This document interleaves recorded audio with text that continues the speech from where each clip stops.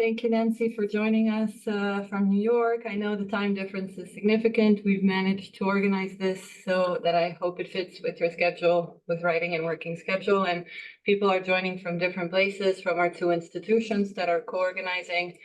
So it's the Center for Critical Democracy Studies, whose director, Stephen Sawyer, is with us on Zoom, and the Institute for Philosophy and Social Theory at the University of Belgrade, whose director, Gazela Poderdraško, is also with us on Zoom.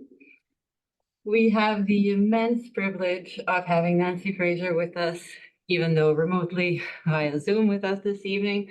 But I have to say in advance, on May 26th to be exact, Nancy Fraser will be with us here in this room for the book workshop on the monograph that I co-authored with Marjan Ivković, also on Zoom, on her work.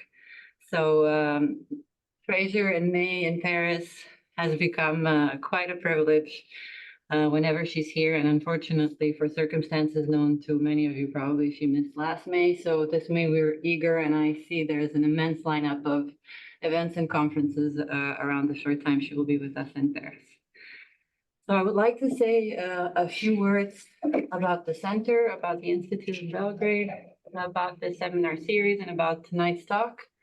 I will be brief, and then Marjan will also say a few words, and we will leave it to Nancy Fraser, and then the time she deems fit or not too tiring for her to have a Q&A. So prepare yourselves on Zoom and in the room for a Q&A after this talk. So the few words that I would like to say is, first and foremost, a gratitude that's infinite for my time in person and remotely via emails at any time of day and night working on whether the monograph, whether last year in Paris on feminist materialism, and continuing to be influenced and to work with, and with her books, with me always, with Nancy Fraser. So this is also something that the center is very proud to be able to host, an event that is supposed to start off the new century of critical theory. We started with Axel Honneth this summer. Today we are with Nancy Fraser, and Julian Kalb is co-organizing the event in February with Rahel Yegi. This mini-series of events represents our way of starting new conversations in new traditions, new generations of the Frankfurt School. The Center for Critical Democracy Studies at the American University of Paris, where we are currently located, is known for fostering interdisciplinary approaches to questions of democracy. It is, of course, aligned with AUP's liberal arts curriculum, and it encourages all fields from the natural and environmental sciences to the social sciences and humanities to explore democracy as a social state, a political regime, or a form of agency. The Institute for Philosophy and Social Theory in Belgrade is in itself, like the work and activism of Nancy Fraser, an institution that represents resistance, that for its many years of existence has been existing through resistance. And Nancy Fraser knows this very well because she signed a petition to help survive for the Institute to continue to thrive and work independently of the government, some almost 4 years ago now. And she is a member of the International Academic Board that serves as a beacon of protection of academic freedoms of the institution. So, like I said, the Critical Theory 101, Future Directions and New Challenges mini-series aims to set the stage for new conversations in critical theory. I believe that the talk that we will be listening to this evening, Three Faces of Capitalist Labor, Uncovering the Hidden Ties Among Gender, Race, and Class, is the new direction, something that Nancy Fraser is currently working on, and that will also very much influence critical theory writ large and feminist, anti-imperialist, anti-racist struggles in theory. So just to introduce the topic in very briefly, and our speakers tonight that needs no introduction, but why not? And then I will stop talking, leave it to Marjan to say a few words before we leave the floor to Nancy. The way this topic started is Nancy Fraser's Benjamin lectures that were inspired by a claim made by Du Bois in 1935 in his masterpiece, Black Reconstruction, where he characterizes abolition as a labor movement. He held that US history would have been fundamentally altered had the anti-slavery forces been united with movements of free white wage workers. For Du Bois, the failure of these two labor movements to recognize one another squandered the chances to build a labor democracy and set the United States on the road to plutocracy. Fraser further extends this idea to the present and to the rest of the world. She asks, can the anti-racist and anti-imperialist struggles of our era be usefully viewed as unrecognized labor struggles? And if so, why stop there? Can we view feminist movements too as unacknowledged struggles over work and systems built on a gendered separation of paid productive labor from unpaid care work? Elaborating these hypotheses, Fraser argues that capitalist societies rely on three analytically distinct but mutually imbricated forms of labor: exploited, expropriated, and domesticated. She further argues that the historically shifting relations among these three faces of labor constitute the hidden ties among gender, race, and class. Disclosing those hidden ties, Fraser considers the relations among the three labor movements and evaluates the prospects for uniting. So this is what we will have the privilege of hearing tonight.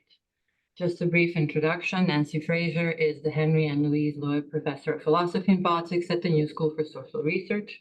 She is a leading critical theorist and socialist feminist whose work over the past 40 years has addressed issues of power, identity, emancipation, capital, justice, and oppression, especially in relation to the limits of liberalism. Working within the broad tradition of Foucault, Habermas, and the Frankfurt School, Fraser has focused on structural injustice with attention to the conceptual and ideological underpinnings that sustain it. Her focus is the critique of capitalism, which she conceives broadly, not as an economic system, but as an institutionalized social order which harbors multiple forms of oppression and crisis tendencies. Some of her canonical works include Redistribution or Recognition, a political philosophical exchange with Axel Honneth, Fortunes of Feminism, From State-Managed Capitalism to Neoliberal Crisis, or more recently, Feminism for the 99%, a manifesto with Titi Bhattacharya and Cynthia Arruzza, Capitalism, a Conversation in Critical Theory with Rahel Yegi, and most recently, her latest book is Cannibal Capitalism, How Our System is Devouring Democracy, Care, and the Planet, and What We Can Do About it. And here at the center, we currently have a seminar on care and democracy that is very much inspired by this book. So today we gather to celebrate the remarkable contributions of Nancy Fraser and her contributions that extend not only to theory, but also activism. I will leave it to Marjan, if he is online and connected, to say a few words before we leave it to Nancy. Yes, Zona, thanks you very much. Well, I would like to also welcome our distinguished guest on behalf of the Institute for Philosophy and Social Theory. It is truly an honor to have the opportunity to host Professor Fraser today. And well, here at our institute, we have something called the Laboratory for Social Critique. And in this laboratory gathers a number of researchers who are interested in conceptualizing and practicing social critique, which is often actually the same thing. And the reason why Nancy Fraser's work is so important for us in the laboratory is the fact that it exemplifies social critique, everything that social critique should be. And first of all, it should again of the conditions of possibility of a social order, in line with the classical Kantian definition of critique as the examination of possibility of something like human knowledge. Social critique is the examination of the conditions of possibility of social order. And this has also crucial political implications, it seems to me, because, well, the essence of every reactionary politics, the essence of every reactionary political discourse is a claim that social reality is ultimately a battlefield of competing worldviews. And that basically politics comes down to people choosing which worldview they like better. And this is how much of the political struggle is framed today. Now, what is the task of social critique? When a reactionary comes and says, okay, let's see whose worldview people like better, what are we supposed to say? Well, we're supposed to say, wait a second, let's see, what are the unexamined conditions of possibility of your world?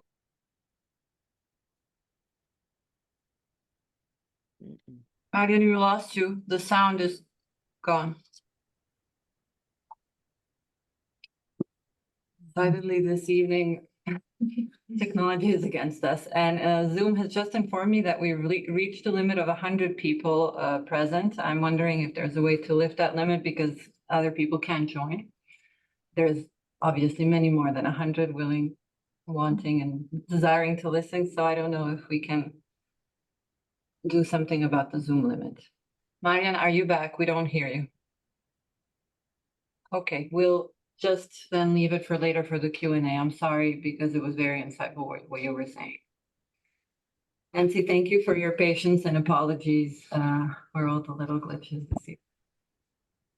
Well, thank you, Zona, very much, and Marjan for organizing this. I'm very happy to be here to reconnect with you and with the Belgrade Center, whose work I've followed for many years, and which I support greatly.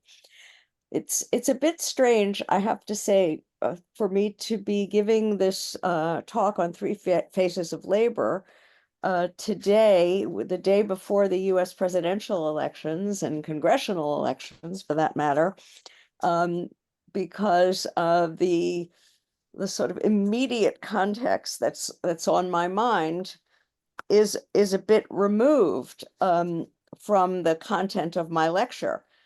I mean, I think that the content of the lecture begins to get at some of the real issues that underlie the conflict within the United States and elsewhere about which political parties will rule the world. But the content of what I think are the real issues are barely mentioned at all. So we have a struggle going on in the US between Donald Trump. What do I need to know? Your hair looks fantastic. I'm actually in a meeting right now, but I just wanted to show you guys my outfit because everyone liked it today. They said I look super cool. I think you look stunning. Will you please mute the participants? Mute yourselves, okay? I think I managed to do it.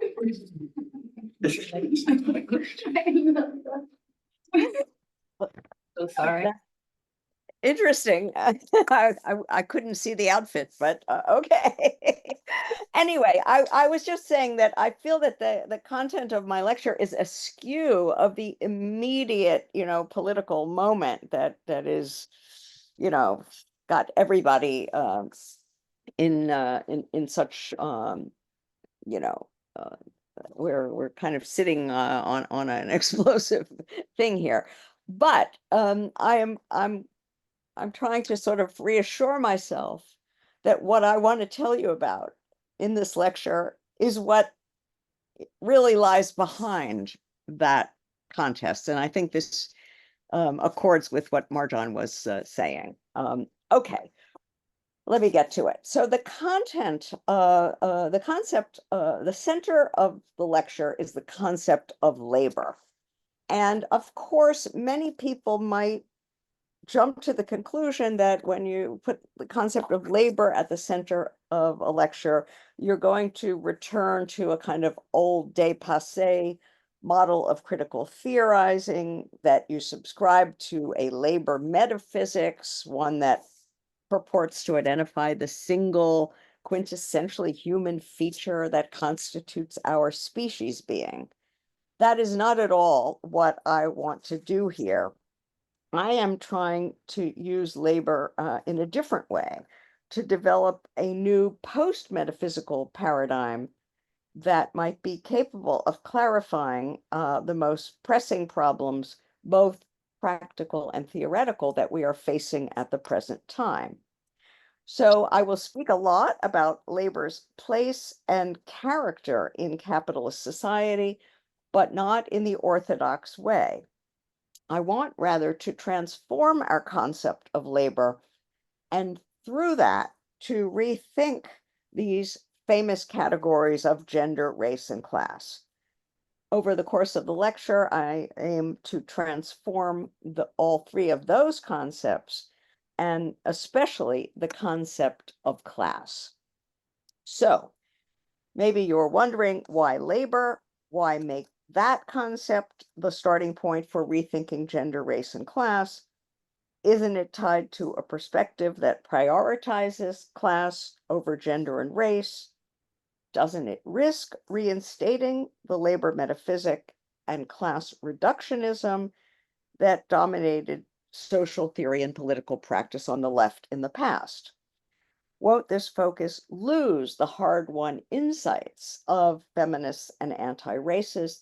Won't it take us back to the same discredited paradigm we have worked so hard to dislodge? My answer on all counts is no, for reasons I will soon explain. But I want to tell you first what motivates my line of inquiry.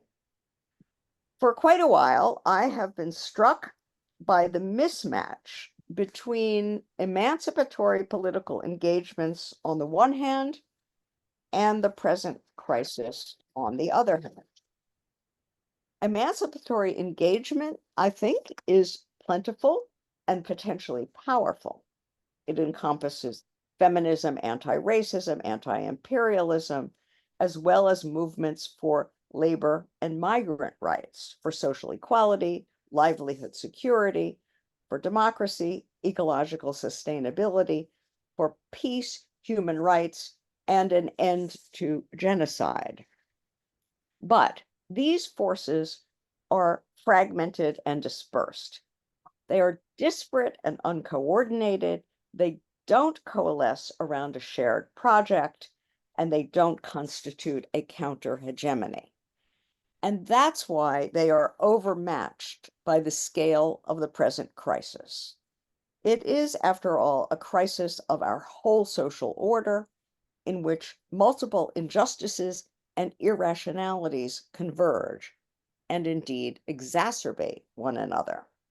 We only have to mention planetary heating and global pandemics, ballooning precarity and inequality, declining living standards and shrunken social provision, forced migration, racialized and sexualized violence, authoritarianism, and persecutory scapegoating, de-democratization and militarization, and even genocide and hot war. So we have to ask, where is the emancipatory coalition that offers a credible response to this nexus of horribles? Where is the visionary breadth and practical heft that embodies a genuine alternative to the social system that generates them? Where is the project that could go toe-to-toe against the powers that be, against the corporate neoliberalism on the one hand and the reactionary populism on the other? And I can't resist by adding now, today, against the corporate neoliberalism embodied by Kamala Harris and the reactionary populism embodied by Donald Trump. Neither of them gets to the real issues that I'm concerned with. So this diagnosis is a bit grim, but of course, I am not alone in subscribing to it. Many social justice activists and thinkers have grown dissatisfied with single issue and group specific politics. Appreciating the need for greater coordination, they are now seeking larger frameworks that can connect the dispersed struggles of multiple movements, political organizations, and labor unions. The paradigm of intersectionality, which is hugely popular among feminists and anti-racists, is one important marker of that aspiration. Others include the reemergence of social reproduction feminism, of racial capitalism theory, of eco-Marxism, and even, at least in the United States, of the phrase democratic socialism. All these and more betoken a growing desire for integrative thinking and practice. So the lecture I'm offering you here aims to advance that goal of integration, but it takes a different route. Combining social theorizing with historical and political reflection, I want to offer an account of capitalist society as the common matrix that generates the social divisions of gender, race, and class, as well as their intersections. I'm going to trace that generative process through the lens of labor, broadly conceived. Deviating from received understandings of it, I'll argue that capitalist society relies on three types of work, not just exploited labor performed by free workers in exchange for wages in for-profit enterprises, but also expropriated labor, unfree or semi-dependent, coercively extracted from racialized populations who've been subjected through conquest or debt. And finally, domesticated labor, also known as care work or social reproductive work, chronically undervalued, often invisible, and constitutively gendered. By mapping the entwinement in capitalist society of these three faces of labor, I aim to uncover the hidden ties between gender, race, and class, and with them, a possible path to more coordinated emancipatory struggle. Now, the full argument for this proposition requires three steps which complement and reinforce one another. First, a structural argument which demonstrates that capitalist societies depend for internal systemic reasons on all three faces of labor working together. Second, a historical argument which traces the shifting relations among them over several phases of capitalist development and specifies for each phase who exactly is recognized as a worker and who is not. And finally, a political argument which considers the implications of this analysis for efforts to scale up emancipatory engagements by broadening and deepening alliances. But of course, I cannot cover all of that here. And in today's lecture, I'm going to focus exclusively on the structural argument. I'm going to begin, as Zona already indicated, with W.E.B. Du Bois, who inspired this line of thought. His Black Reconstruction, published in 1935, offered a major new interpretation of 19th century American history and of global capitalism more broadly, an interpretation that centered on labor.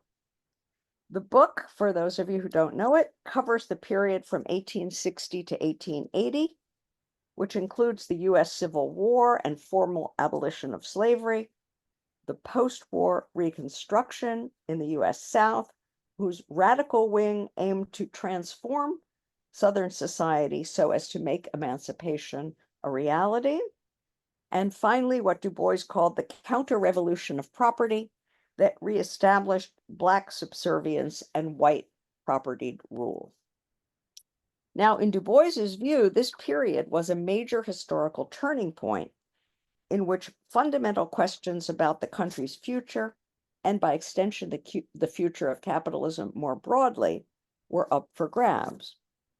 Would the outcome be a plutocracy which sanctified property, or what Du Bois called an abolition democracy which elevated labor? Du Bois thought that radical Reconstruction, or as he called it, Black Reconstruction, prefigured the second possibility by inventing a new use for state power, namely to elevate and empower workers, both Black and white. The suppression of radical Reconstruction was plainly catastrophic for the freedmen and freed women, the ex-slaves, in other words, who were returned to a state close to bondage. But in Du Bois's view, it also harmed poor and working class whites who lost the chance to improve their economic condition and to amplify their political voice. So in the event, it was plutocracy that triumphed.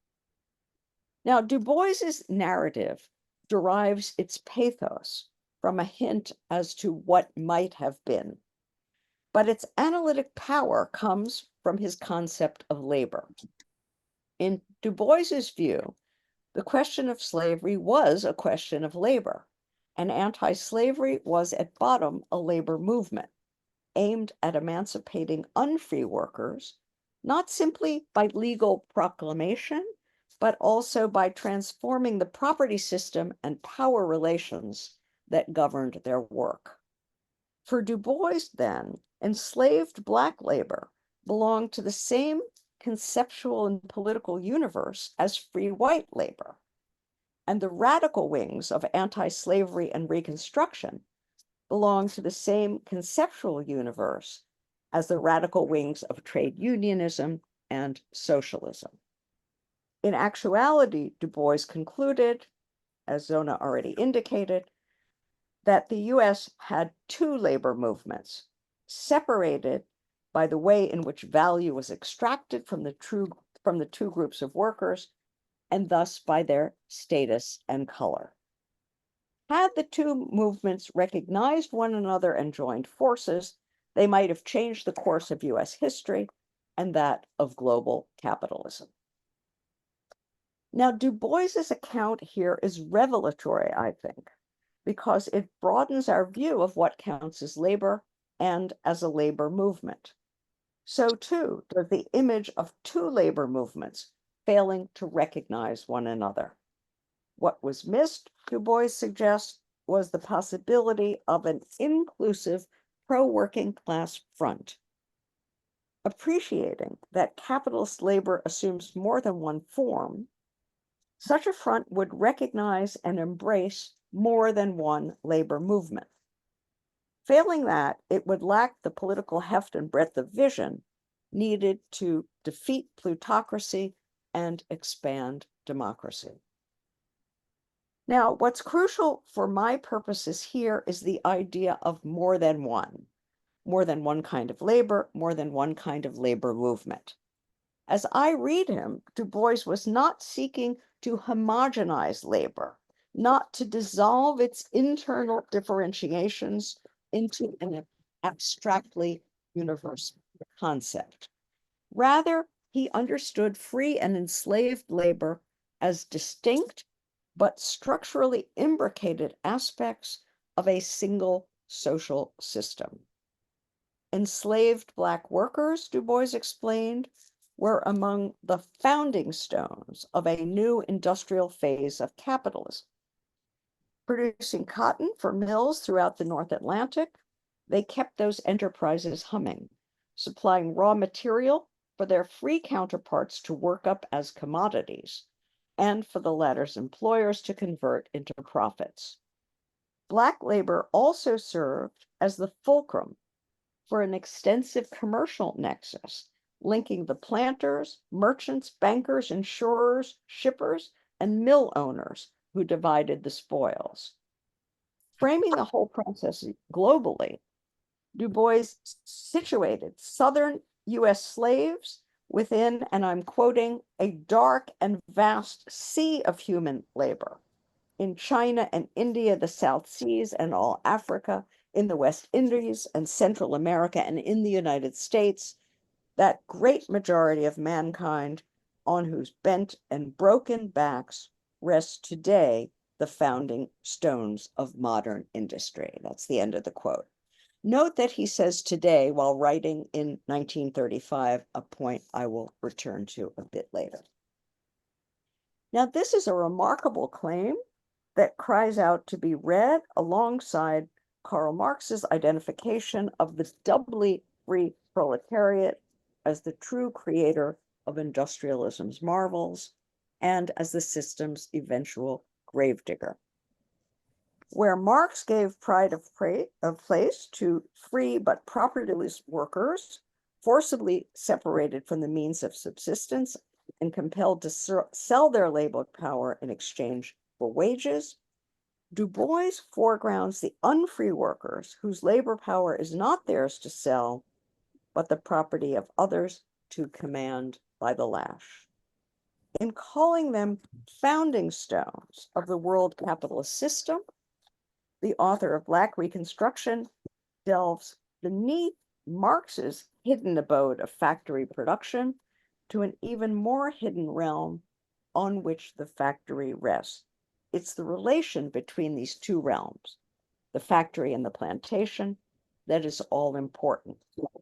To call enslaved agricultural labor a founding stone of modern industry is to say that Black expropriation undergirds white exploitation, that the two processes are inextricably linked, that the fates of the two groups of workers are tied together, that neither can be emancipated without the other, that two labor movements must join forces to abolish the system that generates their perverse symbiosis.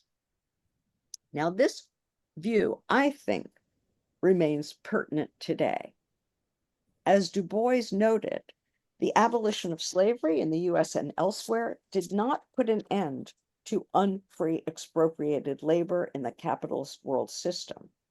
To this day, bonded and dependent labor continues in various guises, and it is still strongly racially marked. Might we not then view the anti-racist and anti-imperialist struggles of our own time too as unrecognized labor struggles? But if so, why stop there? Why not view feminist movements too as unacknowledged struggles over work in systems built on a gendered separation of paid productive labor from unpaid and underpaid care work?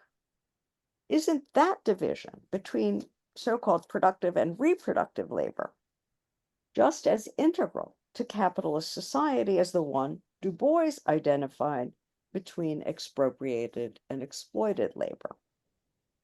And if struggles to abolish prisons and defund the police, to resist ethnic cleansing and land grabs are at least in part labor struggles, as I believe they are, why not say the same about Me Too, whose chief objective, after all, is to rid the workplace of abuses of power in the form of sexual harassment, coercion, and assault? And why not view campaigns for family leave, childcare, elder care, healthcare, housing, and pensions as struggles to prioritize activities that nurture people over those designed to rack up profit?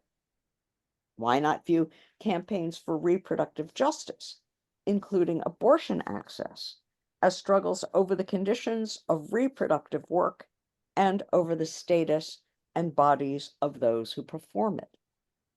Finally, why not view campaigns for the rights of migrants and domestic workers and for the unionization of nurses, health aides, teachers, office cleaners, cooks, servers, and laundry workers as struggles to revalue social reproductive labor and to empower those who reform it? In that case, this work too would be a founding stone of the global capitalist system, supplying the owners with labor, both exploitable and expropriable. So what I'm doing here then is extending Du Bois's argument. I'm proposing to view capitalist societies as relying on three analytically distinct but mutually imbricated forms of labor: exploited, expropriated, and domesticated. The relations among these, I'm claiming, form the hidden ties among gender, race, and class in capitalist societies. So I'm endorsing Du Bois's political point while also expanding it. Our current aim should be to grasp the relations among not two but three labor movements and to evaluate prospects for uniting them. I'm calling that project Du Bois +1.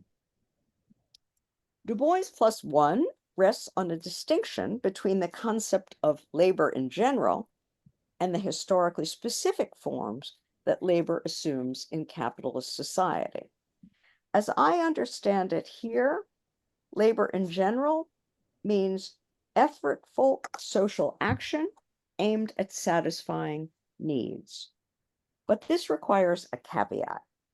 Neither the needs that labor addresses nor the character of the labor that addresses them are given once and for all. Both rather develop historically, as do the societies and habitats in which labor is situated, and as does the so-called human nature of those who labor. Defined this way, labor encompasses efforts to provision human groups with food, shelter, and tools, efforts that, after all, produce useful objects. But object-producing labor presupposes other activities, which maintain natural habitats and nurture people. Those efforts of maintenance, nurture, and replenishment also count as labor. Every human society undertakes them in one way or another, along with the making of objects. In fact, object making could not exist without work that sustains the persons and habitats of those who perform it. But of course, the converse is also true. The work of nurturance could not proceed absent food, shelter, clothing, and the tools people use to fashion them. So object making too is reproductive in at least two senses.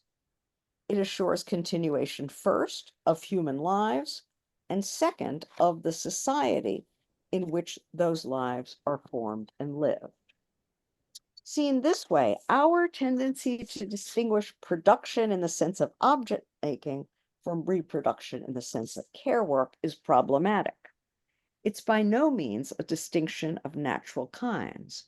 It's one rather that reflects historically specific arrangements that separate those two kinds of activities from one another. In fact, most societies do not assign object making and people sustaining to separate spheres. Rather, they intermingle them freely in shared social spaces, as, for example, when peasant women take their babies into the fields and suckle them while tending their crops. In many societies, too, all these labors are understood as useful and worthy. All belong to the same social universe, even when tasks are divided by age, sex, or class. Capitalist societies are different, however. What counts as work in capitalism is employment, and that covers a relatively narrow subset of effortful, need-driven activities, those performed for and directed by employers in officially recognized workplaces in return for a salary or wage. Persons who are not employed are considered idle, and their efforts to feed themselves and their families don't count as work, even when they nurture and replenish those who are employed. Excluding activities that create non-monetized use values, this society reserves the honorific title of work for those that enter directly into the circuits of commercial exchange. Equally important, capitalism attenuates the relation between effort and need, introducing multiple intermediate steps between the expenditure of the first, that is need, and the fulfillment, that first is effort, and the fulfillment of the second, by which I mean need. In expending effort at their jobs, the system's designated workers satisfy their needs at best indirectly. Their labor is a means to a wage, which is in turn a means to access the means of subsistence. What gets produced, moreover, are commodities, which their employers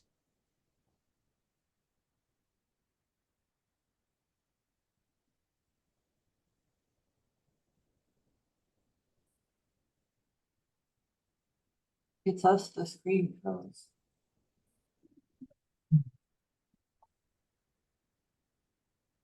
I think the screen's frozen for everyone. Yeah. Even if it's on her. Yeah. nominal rate of Yes. profit.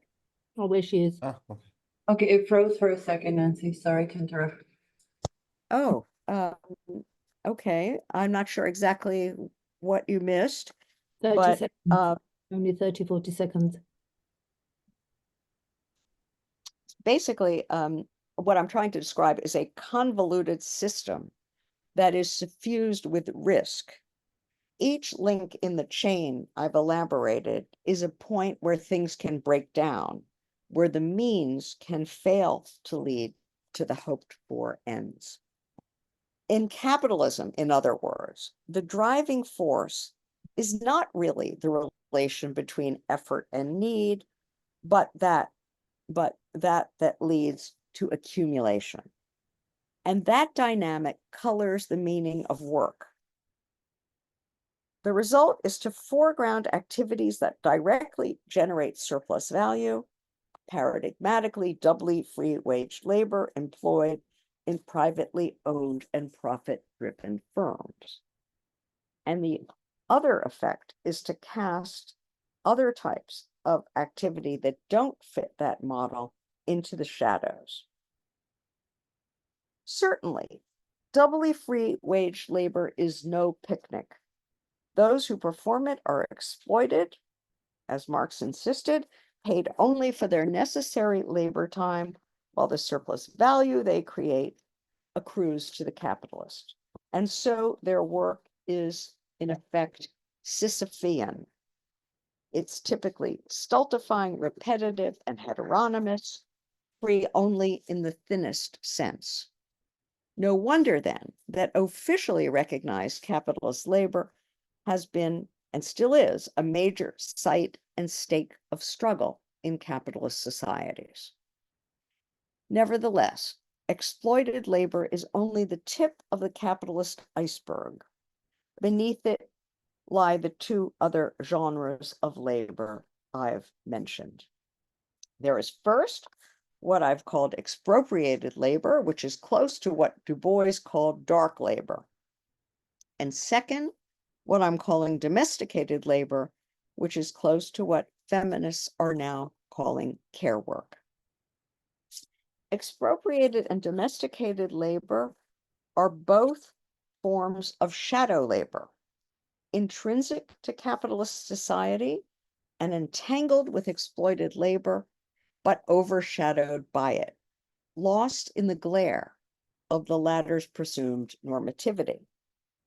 To say that they lie beneath exploited labor is thus to say two things. First, that they are founding stones in Du Bois's sense, necessary conditions for exploited labor, co-original with it, and therefore indispensable elements of the larger societal complex in which exploited labor is constituted as profitable and productive. But also second, that their crucial role in that complex is systematically under-recognized and undervalued, if not wholly disavowed, by virtue of capitalism's inherent economism, by which I mean its systemically driven and deeply reductive equation of work with activity that advances capital accumulation by expanding value. My point then is that expropriated and domesticated labor are just as intrinsic to capitalist society as exploited labor.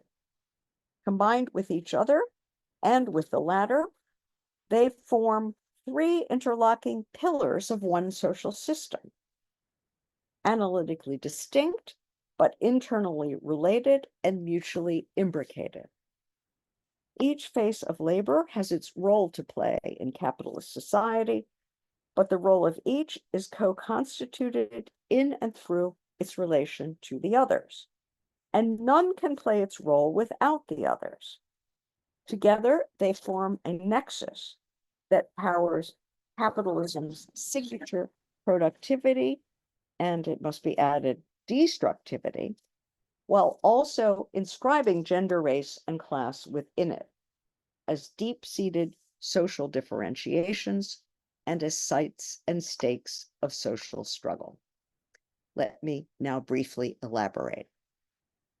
Expropriated labor is unfree or dependent labor, unwaged or underwaged, coercively extracted from subjugated populations. In a sense, it's as old as the hills. We find it in one guise or another throughout human history, including in ancient empires and feudal societies, hence long before the advent of capitalism. And that's doubtless why it has often been considered residual, an archaic vestige of pre-capitalist society, destined to fade away as capitalism matures. And yet, of course, it doesn't.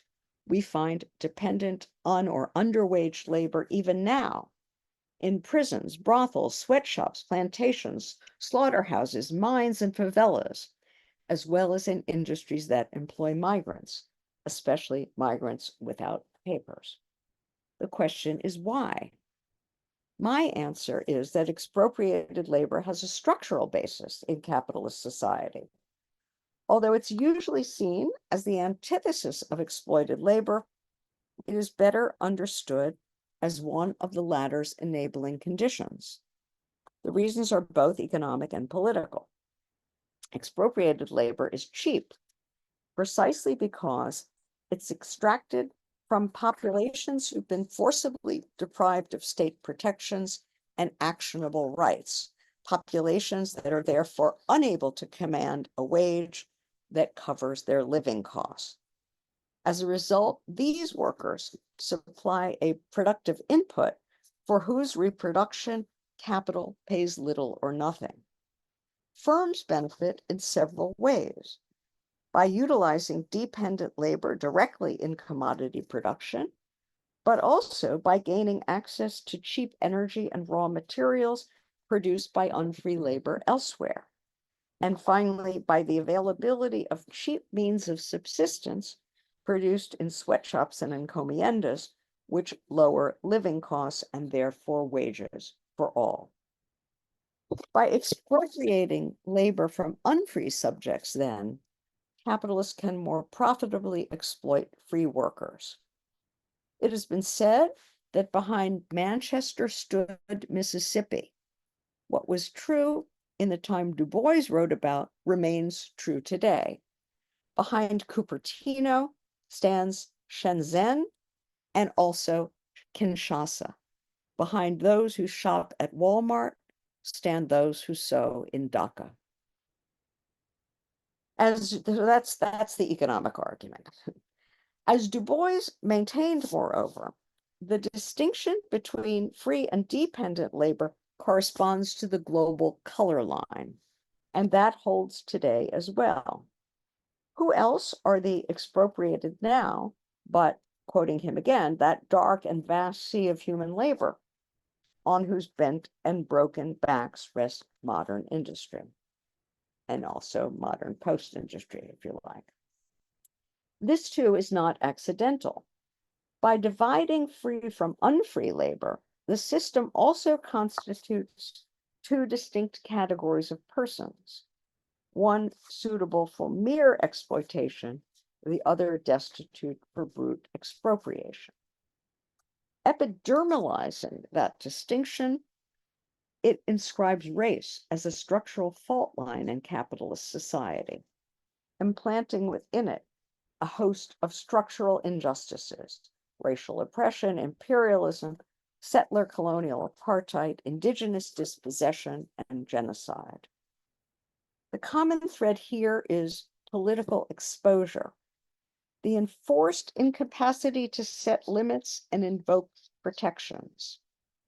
Exposure is the deepest meaning of expropriability, the thing that sets it apart from exploitability. And it is expropriability, the condition of being defenseless and liable to violation, that constitutes the core of racial oppression. What distinguishes free subjects of exploitation from dependent subjects of expropriation is the mark of race or color as a sign of violability. Once racialized, moreover, expropriated labor is constituted as servile and menial, degraded animal toil, inferior to work that is merely exploited. However bad the latter is, The former is, indeed, must be worse. Assigned to subject peoples and performed in subpar conditions, it is well understood as subwork. The expropriated subwork of racialized others is a necessary background condition for the exploited labor of capitalism's iconic workers. Now, that quasi-Du Boisian account is right as far as it goes, but I'm claiming it doesn't go far enough. To speak of a single two-tiered division within the system's producing classes misses a crucial point. Those two tiers depend on and indeed are imbricated with a third, which I'm calling domesticated labor. That term signals this work's historic association with residential familial spaces set apart from factories and offices and formed as complements to the latter. But this work is not exclusively performed within private households, nor is it always unpaid. Rather, domesticated labor includes people nurturing and community sustaining work of many sorts, both paid and underpaid, and performed in a variety of different settings, from private homes, neighborhoods, and villages to public agencies, civil society associations, and for-profit firms. Thus, domesticated does not mean the same thing as domestic. To call this work domesticated is rather to say that it has been tamed, historically constituted as a form of shadow work, the devalorized reproductive other of so-called productive labor. Now, to see why, I want, once again, to distinguish the generic content of this labor from the historically specific form it assumes in capitalist society. Its generic content includes gestating, birthing, and socializing the young, caring for the old and infirm, maintaining households, and building communities.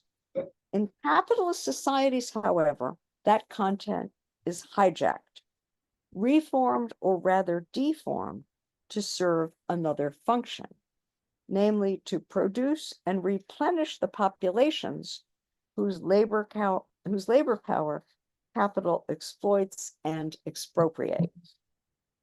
The effect is to domesticate these activities, to form them as free gifts, devoid of value.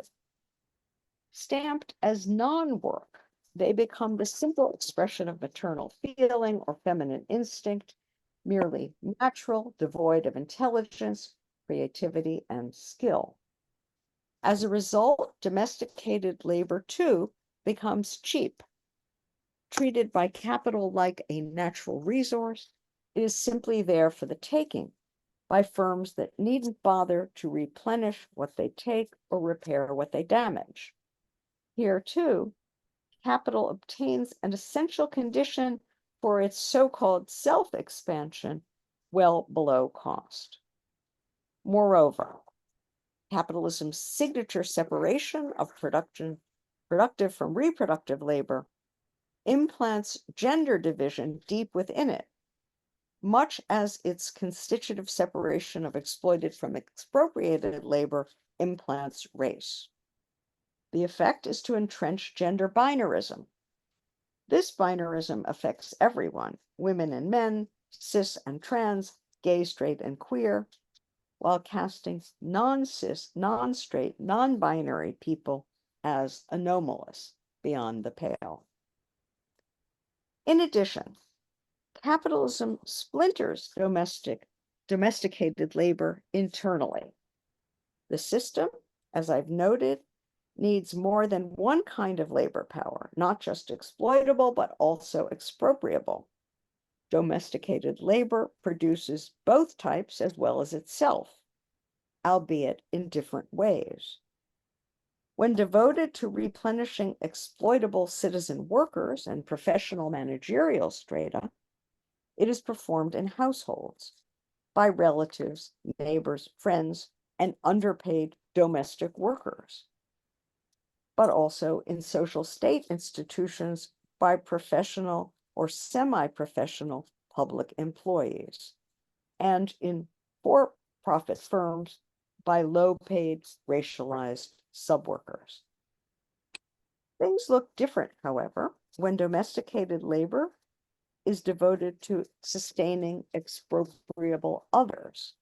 In that case, it is performed in slave quarters and migrant work camps, in ghettos and on reservations, in internment and refugee camps, in favelas and open-air prisons.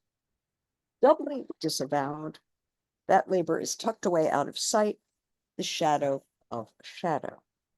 And yet it too is socially necessary.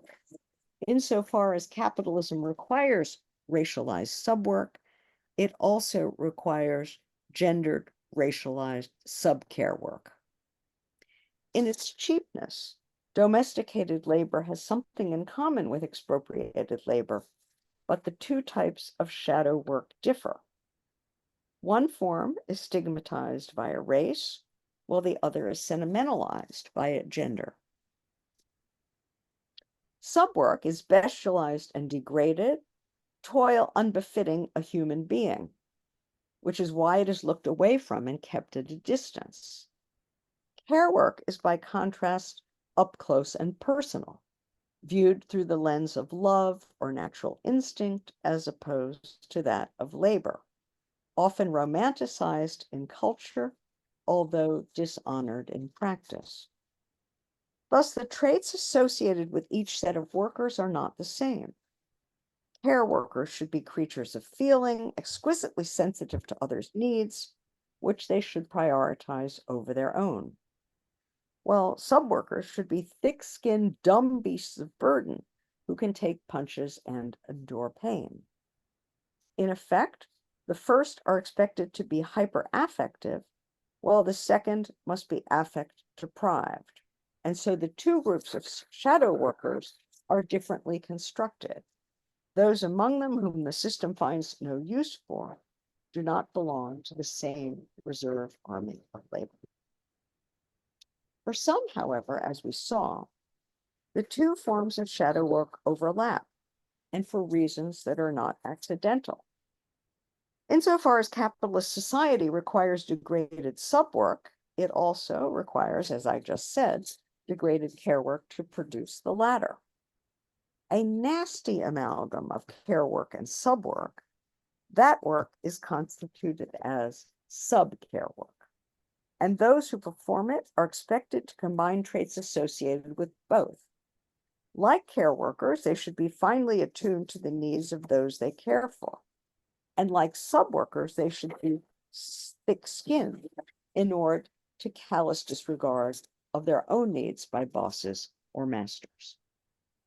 Here then, in the capitalist organization of labor, we see the social basis of one type of intersectionality, which has been insightfully discussed by feminists of color. But there are also others, including the historical trajectory of white male proletarians. Once dispossessed, the latter were driven to work in capitalist factories and mines for wages that did not at first cover their living costs, and they enjoyed few actionable rights. In effect, they were constituted as hybrids whose exploitation was overlaid with expropriation. It was only through decades of concerted struggles that some of them succeeded in ridding themselves of overt markers of exploitation, and thus in advancing to pure exploitation. But of course, that achievement has proved fragile, easily subject to reversals. Today, certainly, many formerly privileged workers have been dragged back into expropriation thanks to neoliberal offshoring, financialization, so-called flexibilization, and union busting. Equally intersectional is this trajectory of a stratum of racialized men who moved into the hybrid status their lighter-hued counterparts had vacated.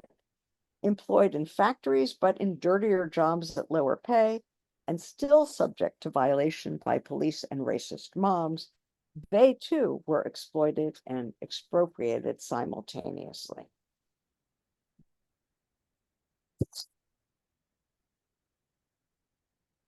These are just a few of the many labor-based intersections that animate capitalism's history.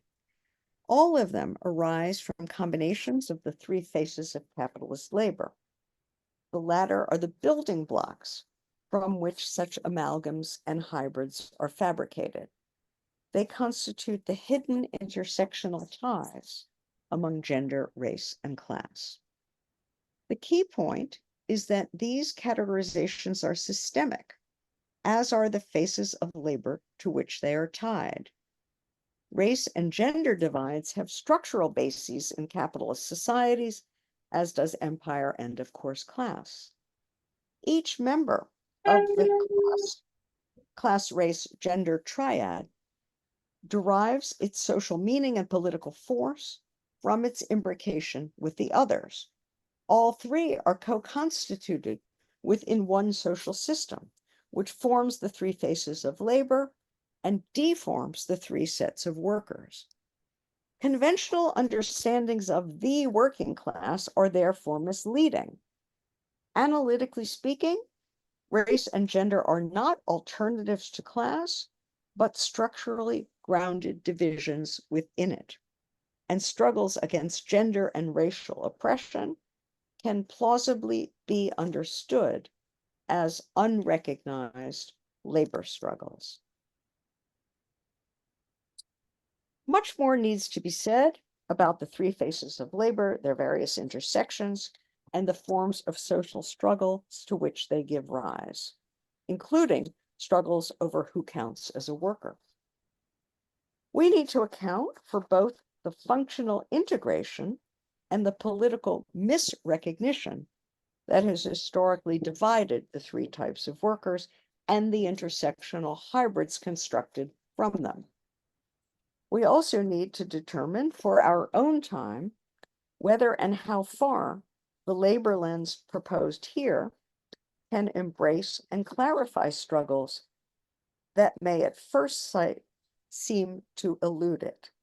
Struggles against indigenous dispossession, police violence, settler colonial apartheid, and murder by debt, against abortion restrictions, gender binarisms, and sexual assault, against planetary heating, imperial war, and forced and blocked migration.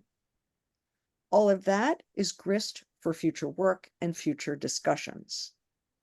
Still, I hope I have said enough today to convince you that Du Bois was onto something important. Capitalist society relies on more than one face of labor and precipitates more than one type of labor movement. His perspective has since been enriched, and I have to add complicated, by feminist analyses of gendered care work and social reproduction. By combining their insights with those of Du Bois, I've suggested that capitalist societies give rise, for non-accidental reasons, to a system-specific nexus of not two, but three faces of labor, analytically distinct, but functionally imbricated, internally related, and mutually co-constituted. The effect, as I've said, is to uncover some hidden ties among gender, race, and class.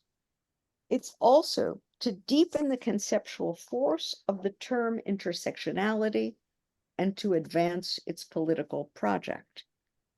That project, as I view it here, is to build a counter-hegemonic political bloc that embraces the concerns of three labor movements and fosters greater coordination among them. Nothing less will suffice to transform the social system that oppresses us all. At the start of my lecture, I posed the following questions. Why make the concept of labor the starting point for rethinking gender, race, and class? Isn't it tied to a perspective that prioritizes class over gender and race? Doesn't it risk reinstating labor metaphysics and class reductionism dominated social theory in the past, and won't consider the hard-won insights of feminists and anti-racists, taking us back to the same discredited paradigm we've worked so hard to dislodge. I hope I've said enough here to convince you that the answer is no. Sometimes it's necessary to risk the appearance of going back in order to go forward. Certainly the proliferation, I should say, of identity-oriented movements and paradigms delivered some genuine insights, but it also encouraged separatism and siloization. The question I want to ask now is whether we can resituate those insights in a broader perspective that integrates them with one another and with other equally necessary insights. Have feminists and anti-racists reached a level of political maturity that allows us to relinquish the defensive postures we've grown used to in favor of the sort of offensive postures our times demand? Are trade unionists, reeling from the return of expropriation, finally now able to see that the fates of exploited workers are tied to those of the expropriated and the domesticated? Can all of us grasp the severity and scale of the present crisis and rise to meet it by risking a broader engagement? Can we now make a reality of Du Bois's dream? Can we build an inclusive, global, pro-working class front that embraces the concerns of three labor movements and fosters their cooperation? I don't know the answer, obviously, but I hope it is yes. And I hope these reflections have contributed in some small way to clarifying what we must do to bring it about. Thanks very much for your time.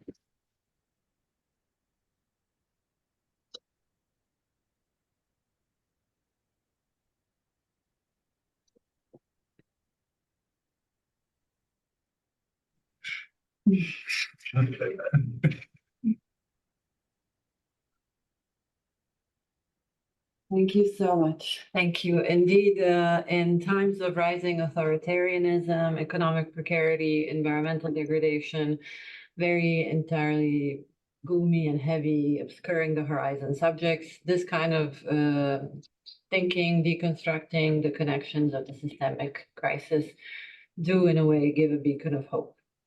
I hope we will be able, with our Q&A time, to also nourish what I assume is the next book, or at least the first argument of the three arguments you mentioned in the book. So I will stop monopolizing this time and open some Q&A time in the room or on Zoom. I will take the order as I see the question coming. Anybody in the room to break the ice? Or shall I turn to Zoom? Okay, here's the first question.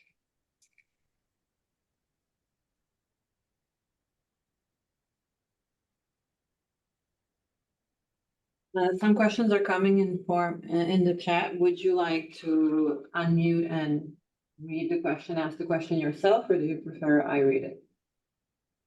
Oh, it doesn't matter. You could read it. It's fine. Okay. First question comes from Aliénor Ballanger. Could you please clarify the difference between expropriated and perhaps even domesticated labor in Marx and Engels' lumpenproletariat? And if they are somehow similar, isn't there a danger that exploited workers will see expropriated and domesticated workers as the very enemy? Because this lumpenproletariat expropriated group of workers are the very conditions of exploited labor. Following the logics, because they are poor workers, they are more likely to accept the bad conditions of exploitative labor, leading to a leveled down exploited labor. Yes, thank you. Thank you very much. That's a very insightful and germane question. I guess I want to say, first of all, that the category of lumpenproletariat I find very problematic because it mixes together sort of, moral failings with structural conditions, and it has a certain kind of blaming the victim quality to it, like the English expression underclass today. But and I'm by speaking of expropriated work, I'm insisting that these people really are workers. They're not just like thieves and, scammers and so on. They really are workers, and they actually perform socially necessary work, whether it's literally in sweatshops that are, necessary to the whole global economy and certainly to capitalist profit making, or whether it's completely outside the circuits of commercial exchange, just the ordinary effort of very poor people in shanty towns to survive another day. That is work, and socially useful work. It may not be that useful for capitalism, but it's useful for them and their families and so on. So I don't like that word. I want to get rid of the moral connotations, and I want to insist on the social value. Now, the second part of the question is very important. I was sort of hinting at this when I said that we've got this election that I'm very preoccupied with in the United States, where this it's all about dividing different sections of what I think of as this larger working class made up of the three faces of labor. And this really gets to that second part of the project, which is how the forms of misrecognition. People don't understand themselves as fellow workers divided in the ways that they are, who are tied to one another. They understand themselves sometimes as enemies, and of course that is on the one hand exploited those divisions are encouraged, we could say, by all kinds of political figures and corporate interests who benefit from those divisions, and who would be threatened if those divisions were overcome. But it's not just a conspiratorial thing. I'm trying to suggest that the possibility of these divisions is actually built into the structure, because they are differently constituted and divided in the system itself. And Du Bois coined a phrase that I think is relevant. He talked in Black Reconstruction, about essentially what he called the public and psychological wage that poor white workers received, and as a kind of apparent compensation, what they didn't, by failing to align with Black workers, they got less, you could say, monetary wages and less political voice than they might otherwise have had. But they got this public and psychological wage, this sense of superiority by virtue of being white. That's a part of this story also, about Du Bois. With that concept, he insisted that white workers had more to gain by aligning with the dark labor than otherwise. And I think that's right and true today. It might be the case that people get something by what was once called super exploitation of others, or the expropriation of others. It's true, they get the cheap goods in Walmart and so on. But how much more would they have to gain by, through the sort of broad alliance that would actually change the underlying rules of the game. That's what I think a critical theory has to show. I haven't done it here exactly, but I take your challenge. Doesn't this lumpenproletariat or expropriated workers drive down the conditions for everyone? I don't think that they're the one that's driving it down. I think that the system that constructs them as such is what's driving them down, and capital is what's driving them down. But it would take some doing to articulate that alternative to the common sense view that it's there, that, dare I say, they're eating our cats and dogs, you know what I mean. We do. Okay. It seems like all the questions are coming in the chat so far, so I will read the second one from Kansu Gorkaya. Thank you, Dr. Fraser. My question is about the alternatives that exist in the here and now. In this latest stage of cannibal capitalism, in line with your approach and from an ecofeminist perspective, Geneviève Prévost, a French sociologist, asserts that there can be no alternative in which subsistence labor is delegated to domesticated and or racialized others. However, Eric Olin Wright's framework of real utopias highlights interstitial institutional arrangements that exist within the dominant paradigm yet embody egalitarian principles, emphasizing the value of partial emancipation in preparing for a socialist democratic future. How would you link your critical theory of capitalism with the theory of alternatives?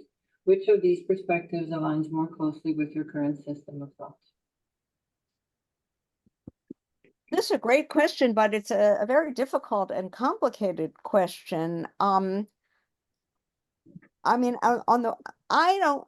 look, my belief is that exploited labor should not exist, expropriated labor should not exist, and domesticated labor should not exist. These are capitalist forms or deformations of labor. So what we want is to save the useful content of work like care work or food production or healthcare provision and so on, but change the form in which it is done. And the way in which, even if we still have divisions of labor of some kind, the forms in which those types of labor relate to one another. For example, do we really need 3 different groups of people to specialize in these different things, or would we rather live in a world in which everybody who can anyway does more than one of those things: food production, tending to natural habitat, political coordination work, care work, and so on and so forth. I mean, for me, there are several crucial things, since you mentioned, I think you mentioned cannibal capitalism, maybe you didn't. I mean, one crucial thing is to get rid of free riding. There's a huge amount of free riding in this system, in which capital doesn't pay for the full, even the full reproduction costs of its inputs. Exploited labor is labor that, at least in theory, receives its full reproduction costs in the form of the wage, right? While the capitalist gets the surplus. But in the case of, in the case of expropriated and domesticated labor, the worker doesn't even receive the full reproduction cost. So that's a kind of riding. Sorti il y a 2 minutes. What? Ça va? C'est après pour la pizza. Muted everyone. J'attends pas. Je sais pas. Je suis pas complètement prête sur le dîner. What? I think people Is join. it possible for people to mute Là, themselves? The people join later that are not muted. Yeah. But- Upper left Yes. was not muted. There You was can mute food. them yourself. Okay, I see. No, No, oh, you're- no.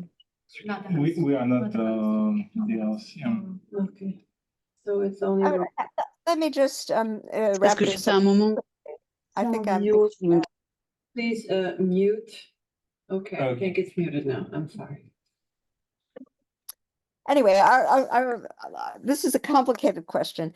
As I understand the reference to Real Utopias of Eric Olin Wright, it's a proposal for what you could call a transitional program. Whereas the Geneviève Provost is, I suppose, speaking about a full resolution or something. And so it's possible that these things could be made compatible. I'm not sure. In any case, I think that's as much as I can say about it now. It's an important question, but too difficult for me. Thank you. Shorter, but maybe more complicated question comes from Adriana Zarić. Thank you for the great lecture. I'm completely convinced by the links between the three. My question is about sexuality. Where is it positioned within the three? Under gender, or does it function as a glue between? So I don't believe, and this is, I had a debate many years ago with Judith Butler about this. I don't believe that we can identify an actual institutionalized form of labor in capitalist society that is assigned to heteronormative, heterosexual, binary, cisgendered people on the one hand, and to non-cis, non-binary, queer, trans people on the other. I don't think that distinction corresponds to a distinction in labor constitution. But I think that the status that people have in virtue of their sexuality or gender identification is greatly affected by the signature capitalist division, which is a gender division between productive and reproductive labor. I think I maybe I went too quickly, but what I was trying to say is that division institutionalizes a kind of gender binarism in the society and a heteronormativity in the society that affects everybody, and that creates a lot of real uphill difficulty in fighting against heterosexism and cisgendered, normativity and so on. So, and I guess I should add one other more general point. I'm not claiming here that this gender lens that I've used to sort of organize, analyze capitalism and to think about alliances, I'm not claiming that that everything that's bad and wrong in this society is fundamentally a question of labor. That would be too reductive. But I am claiming that this lens of how capitalism organizes labor and divides it does shed more light than you might think at first sight on a whole bunch of issues, and that it has a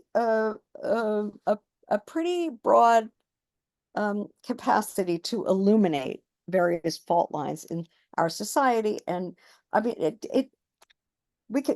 I could say a lot about where ecological politics fits into this, because I don't want to say, as some eco-Marxists do, that nature works too. I'm not saying that it's a fourth labor movement or anything like that. But in other words, there are lots of things that are connected to labor, as nature obviously is, and as I think sexuality obviously is, but not in the direct form of being identified with or mapped onto one kind of structural kind of labor, and therefore one kind of labor movement. I hope that helps.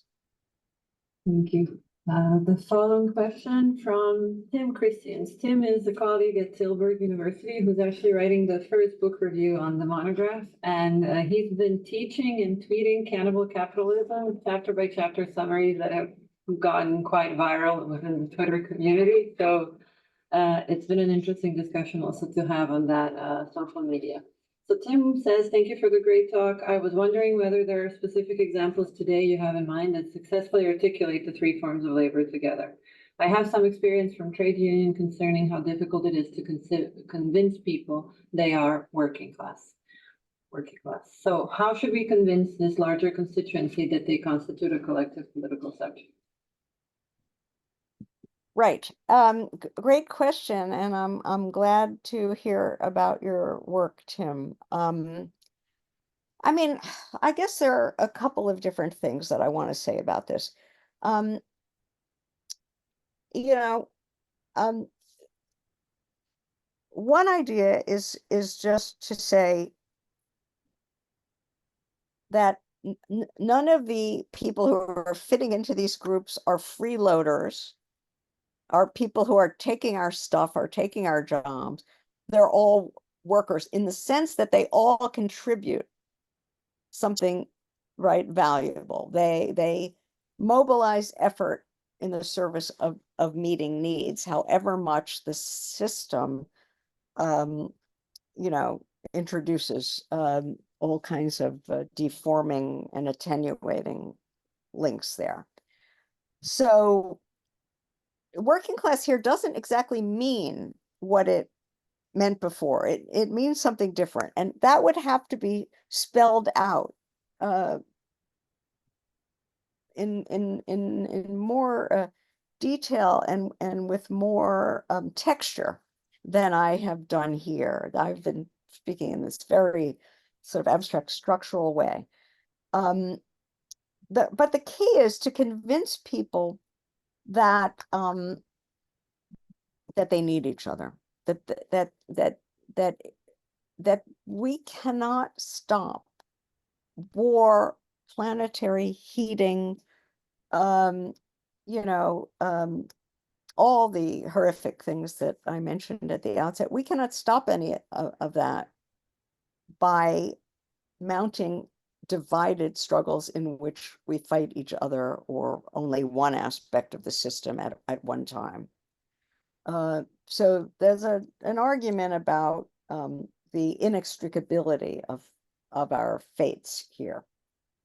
And it's an inextricability that is rooted in the inextricability of our labor in a single system. The other thing I guess I want to add about this is that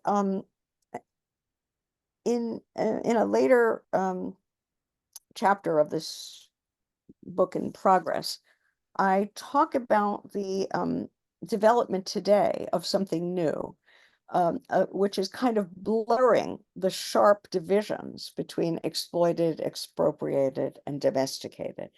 I already hinted at some of that before when I talked about intersections, but in the past, the sort of the intersections were more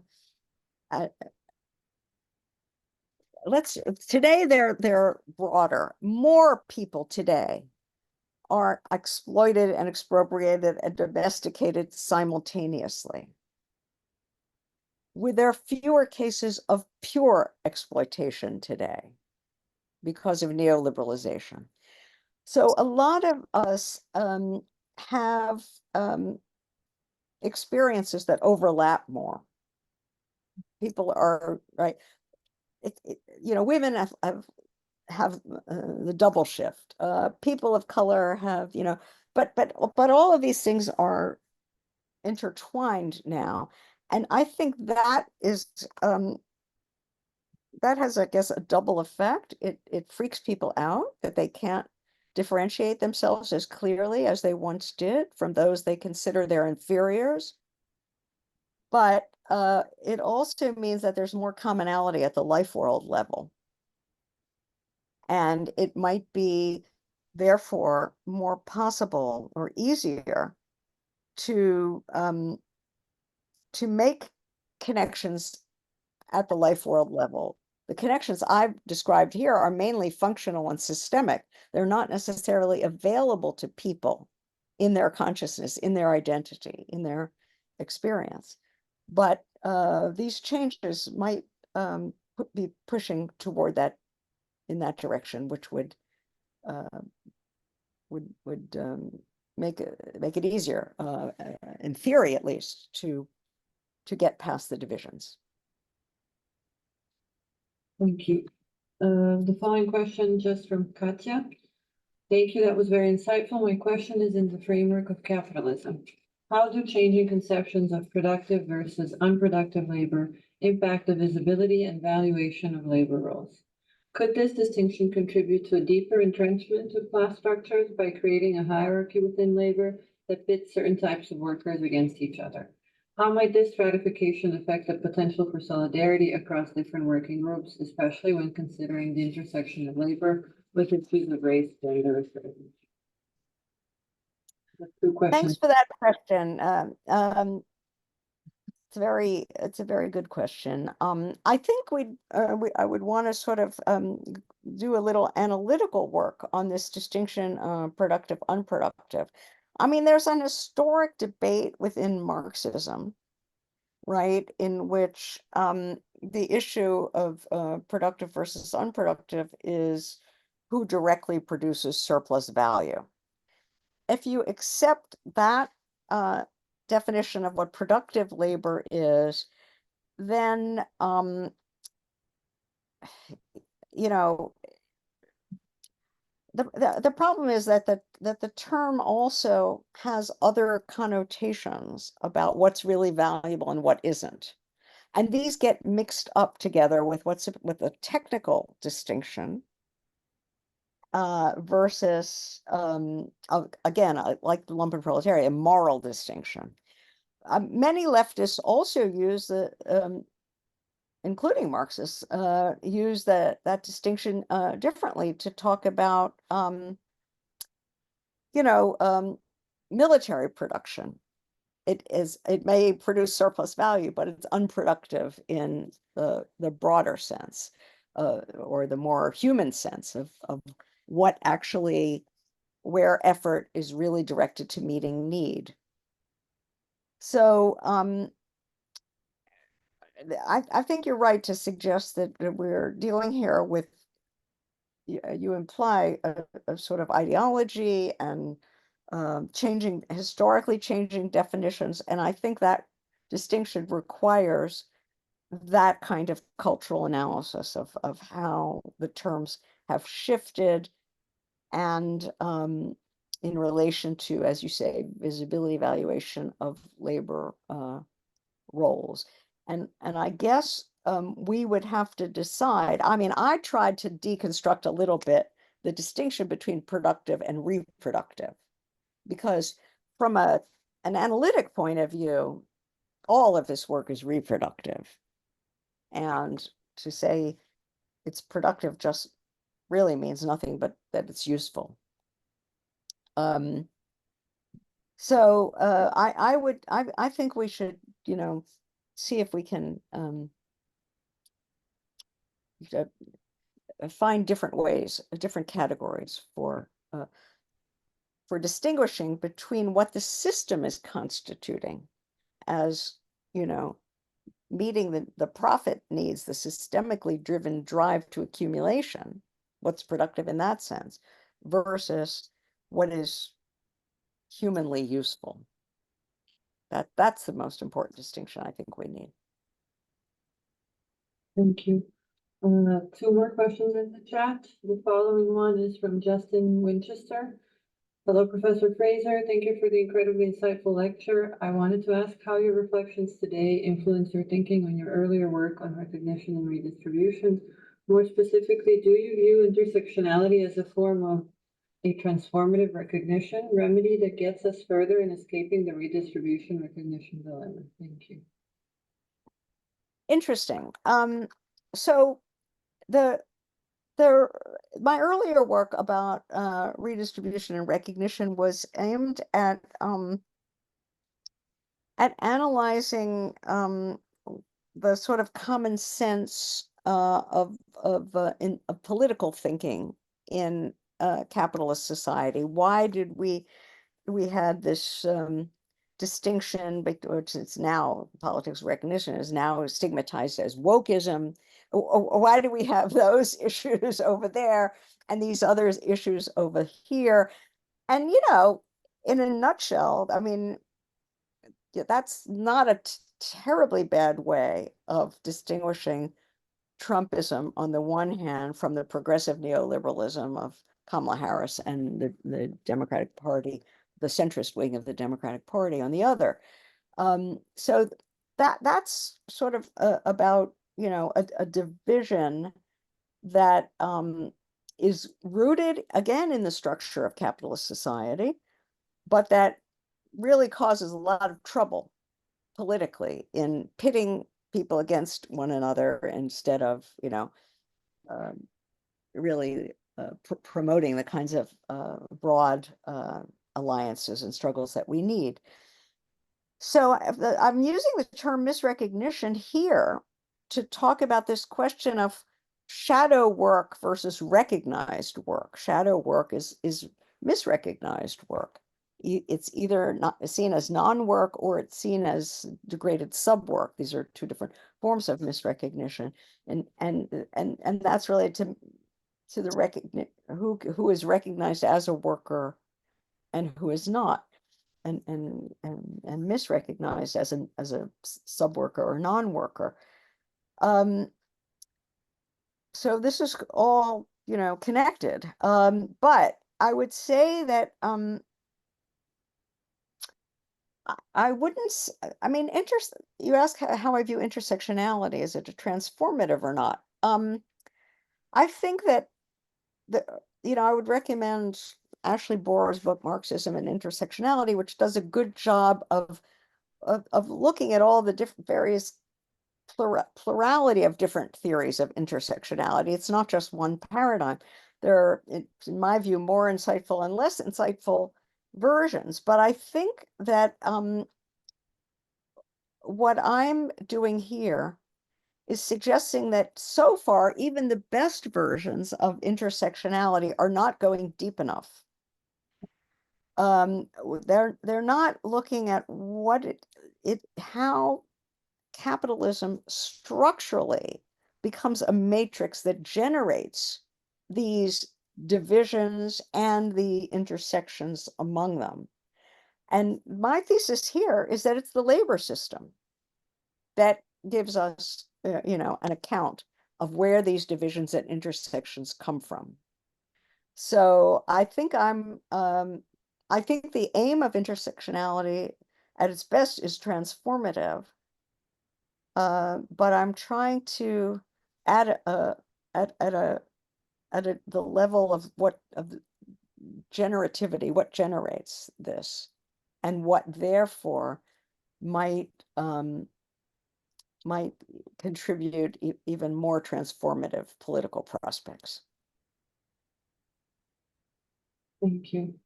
And Marjan, who we lost earlier due to connection issues or the fact that the Zoom reached 100. I've never been at a Zoom with 100 people listening, but I didn't know there was a limit. So I don't know, Marjan, if you want to turn on your screen or if I should just go ahead and read. Well, yeah, I'll turn on the audio. My camera doesn't work on the laptop. I was on the phone previously. So let me just apologize for dropping out. Yeah, I couldn't get back because of the maximum capacity limit. Sorry for that. Yeah. Okay. Do you want to read the questions on or what? Yeah. Okay. So Marjan wrote his question in the chat. You have argued that true democracy means democratic decision-making over what a political community does with the social surplus, how it invests it. It's clear what this means when it comes to exploited labor, deprivatization and politicization of the official economy. What does it mean when it comes to expropriated and domesticated labor? Do we also need a democratization over the process of defining what social surplus is? The short answer to that is yes, we do need democratization over that. And even further, we need to democratize the whole question of whether we want to create a social surplus or not, or whether we just want to sort of, work less and relax and have more fun and so on and so forth, instead of just trying to produce more and more. But I think that the deeper question about capitalism, and I haven't addressed it here, but in Cannibal Capitalism, I have a lot of doubts about how much surplus capitalism really produces, because so much of the capitalist system is based on what I called before free riding, failure to pay for the reproduction costs of inputs. The ecological crisis is a crisis that has to do with the failure to repair and replenish. So what comes from that is not a true surplus.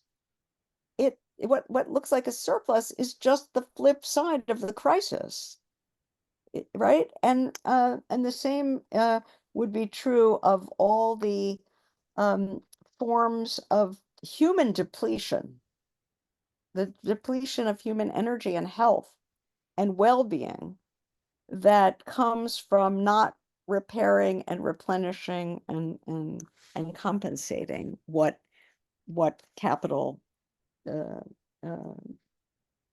vacuums up. So I think that even before we could get to the point about decision making over social surplus, we need first to have a much truer accounting of the unpaid costs of the damages that this system has done over several hundred years. And so a genuine democracy, or we'll call it a democratic socialist community, would have to, its first job before it ever gets to surplus is repair and replenish, I think. And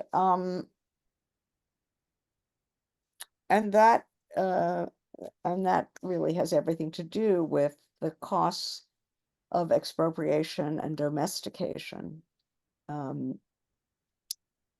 So let's say we're talking about allocation of resources, and whether we know for sure how to say what is surplus and what is not is a question. But we're talking about the priority, I think, of repair and replenishment. At least, this is right. Marx talked about socialism, and then as a sort of early stage before you get to communism. You could say repair and replenishment is the early stage before we get to really even having the possibility of a true surplus.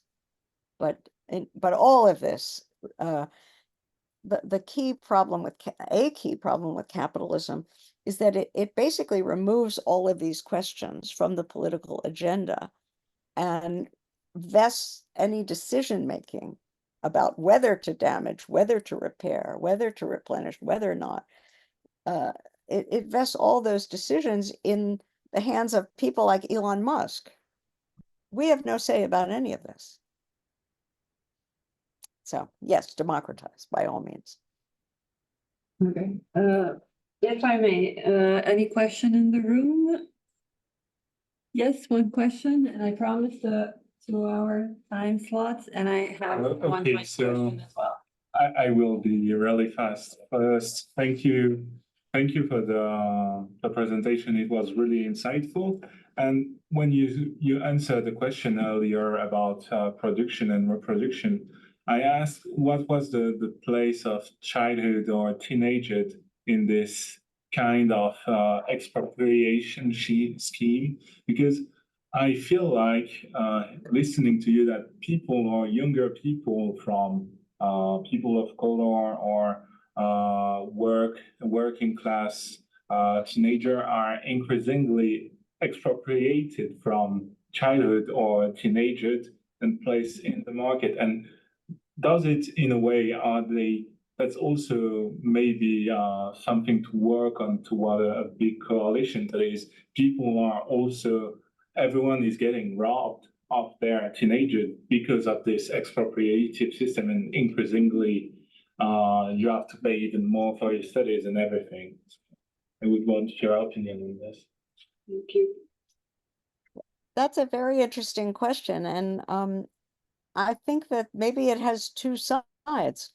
On the one side, you know, there are many forms of exploited, expropriated, and domesticated child labor that should not exist, and in your sense, then are depriving people of their childhood or their adolescence. But maybe one could also think in the opposite way, that young people actually contribute a lot to society by studying and learning, or by playing, by forging, developing sociality.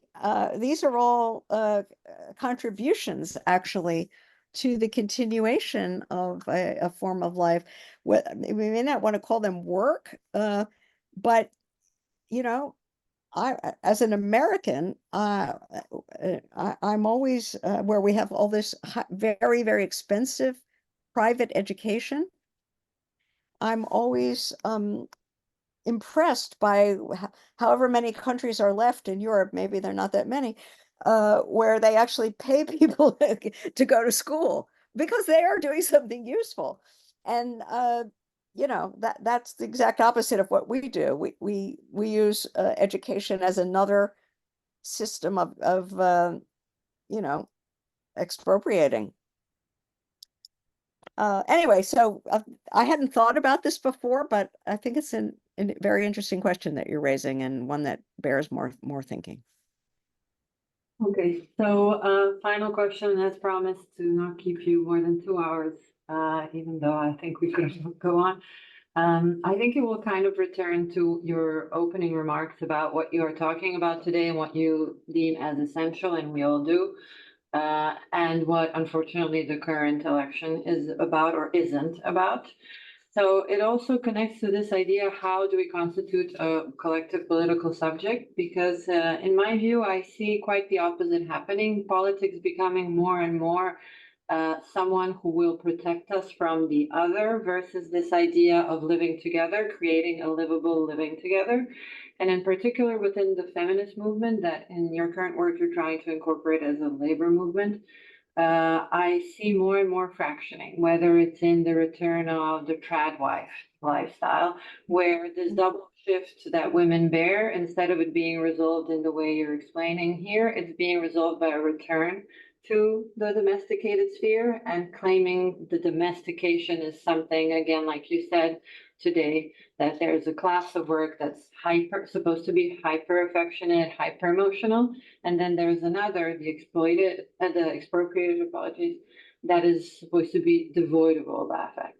So in a way, not only is there a fraction within the feminist movement, or also what Kimberly Crenshaw talks about when she says how Black women are the least helped and represented by any movement, whether it's the anti-racist movement, or whether it's feminism, how they're always the forgotten ones, whether it's anti-racism, not wanting to disclose of certain statistics of violence in Black families that would represent them as more violent. So just to make a long story short, on the feminist side, and within maybe the two movements, isn't then there a sort of pitting against that helps politics precisely today, and does exactly the opposite for what we are talking about this evening, where we have two categories of labor that are both devalued, but in a way that they're also pitted against each other. Yes, I mean, I think that all three of these are pitted against each other, and then when you get to those intersectional situations, then you know the fractures multiply, for sure. That there's no question that that's happening, and we, you know, I mean, again, I could go off on the US elections with the Trump's seemingly, we'll know for sure tomorrow or soon thereafter, Trump's seemingly making a lot of gains among Black men and Latinos, and especially Latino young men, Black and Latino young men. So, that suggests some of this kind of stuff that you're talking about. Again, I mean, the problem is the absence of any third, I hate to say third way, but any third block that could contest this, this highly really regressive opposition between reactionary populism and progressive neoliberalism, which, I mean, that's how I see the United States, but I think that that analysis applies broadly elsewhere as well. The absence of any sort of pro-working class alternative that has a broad sense of what we mean by the working class, a different sense that would peel people off from each of those two. And part of that has to be, just naming the culprit as corporate and finance capital.